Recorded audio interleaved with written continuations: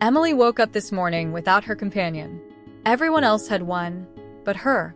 The school staff had asked her a lot of questions the previous evening. She obviously didn't make the basketball team. Her roommate was already away, having joined a running group. Emily was alone. She didn't take a long time to sort out her appearance today. She walked down the long hallway and saw the grass outside lit up nicely in the morning dew. There were only a few people scattered around the cafeteria when she arrived. It didn't feel like a special place this morning. Going behind the counter, she reached up to grab an apron and started tying it around her neck. Lunch Lady Gloria assessed Emily for a second to see if she was happy enough to work. Emily didn't really greet any other staff in the kitchen. She just started putting toast in the toaster like yesterday. For Gloria, this wouldn't work at all. She approached Emily, who didn't notice her at first. "Hey Emily, are you okay to work today?" she asked, touching Emily's shoulder gently. Emily shrugged her hand off. "Everyone has been asking me that since yesterday. I just want to get this done," Emily said without making eye contact. Gloria didn't appreciate the disrespect, but she didn't show it. "Emily, go on and sit down. I'll bring you something.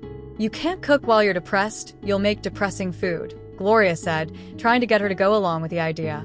"You should go and wait for your friends to show up." Emily looked past the counter toward the tables, more hungry students sitting down waiting for the counter to start taking orders. She pulled her apron off.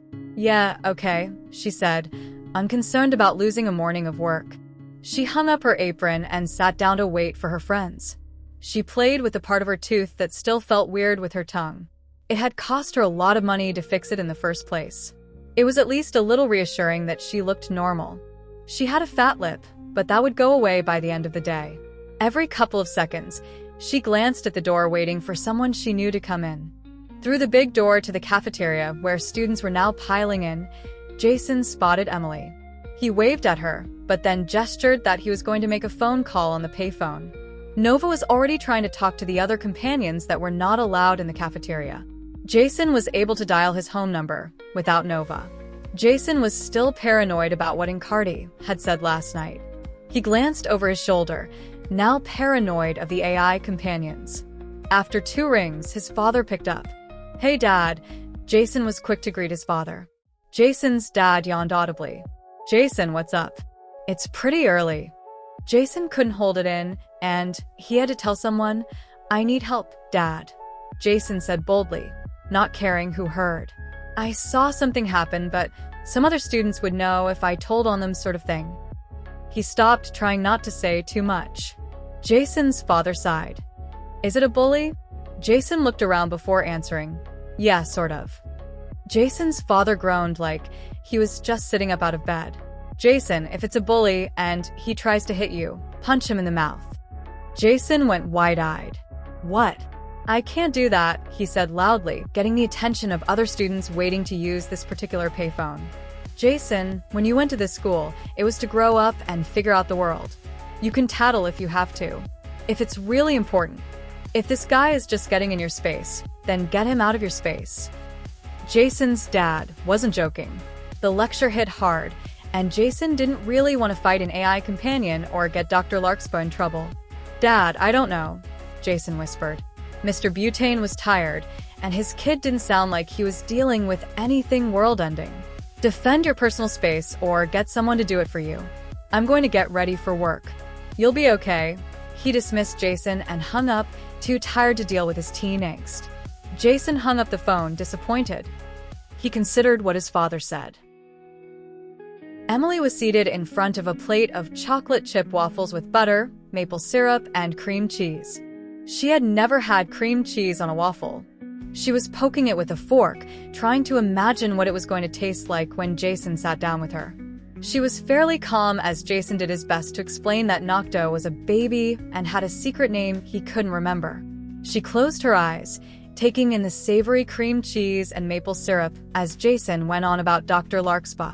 It was a great combination.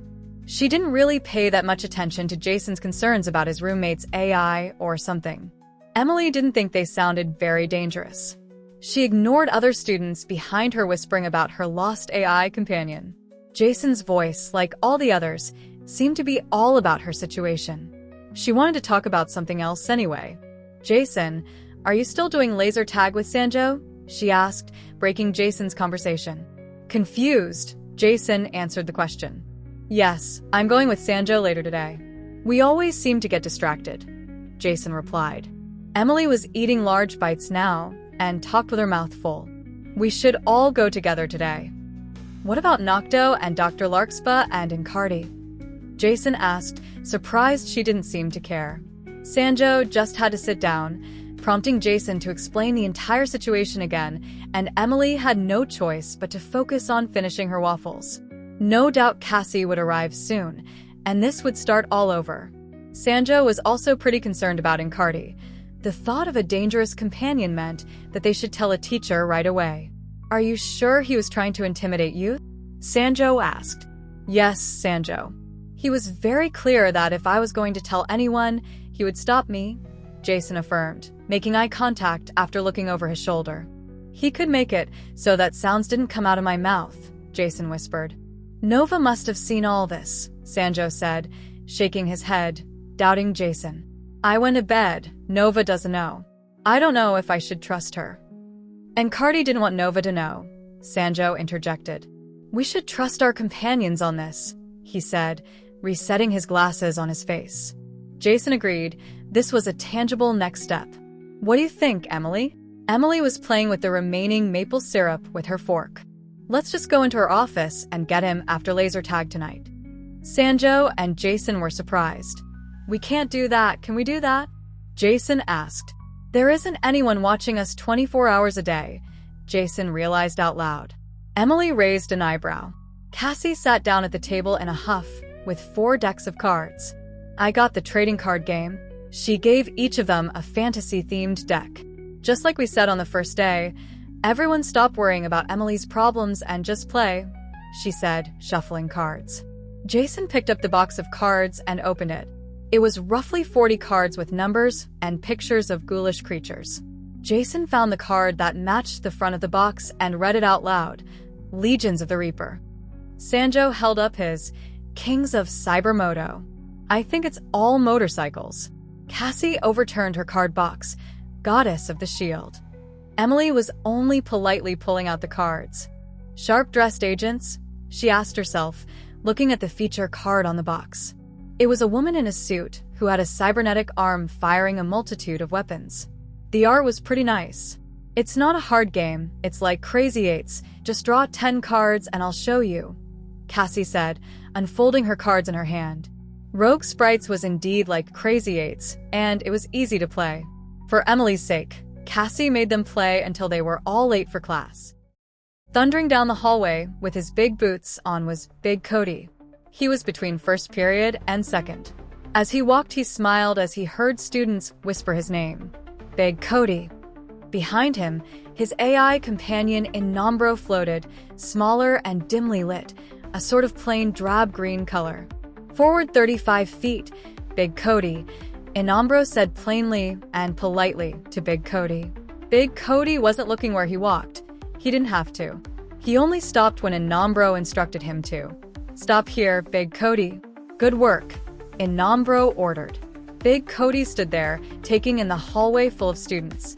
Brown overshirt, harass, Innombro ordered. Big Cody looked at Jason, who was wondering if it was him Big Cody was looking at when Big Cody slammed Jason into a locker, knocking Nova backwards as well. What's your name?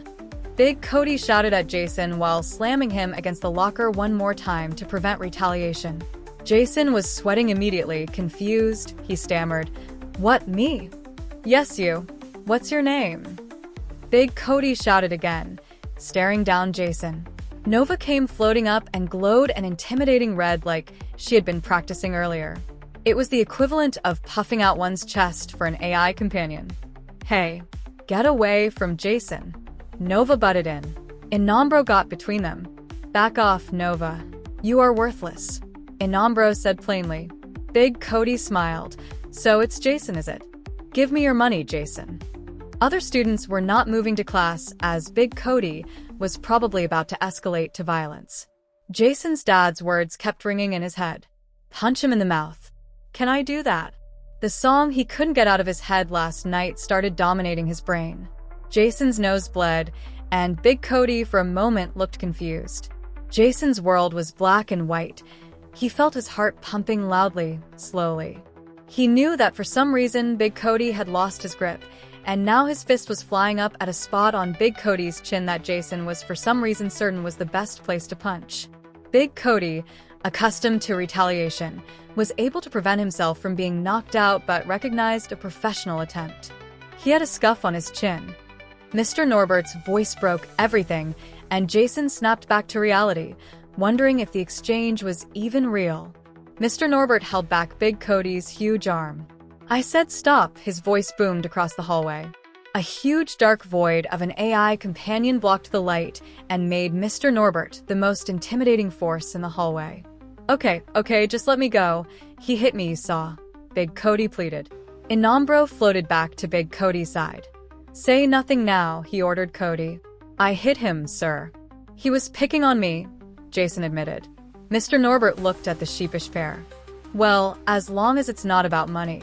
It's just a misunderstanding, right?" Mr. Norbert suggested.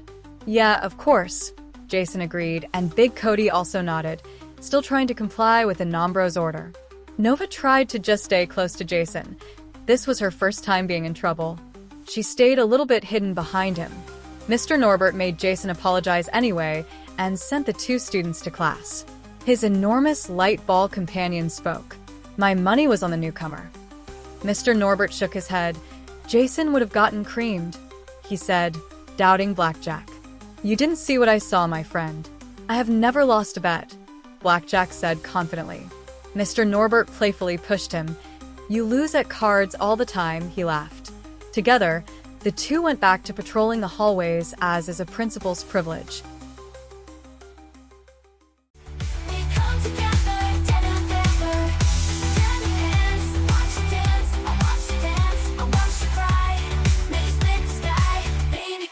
Kiss me again.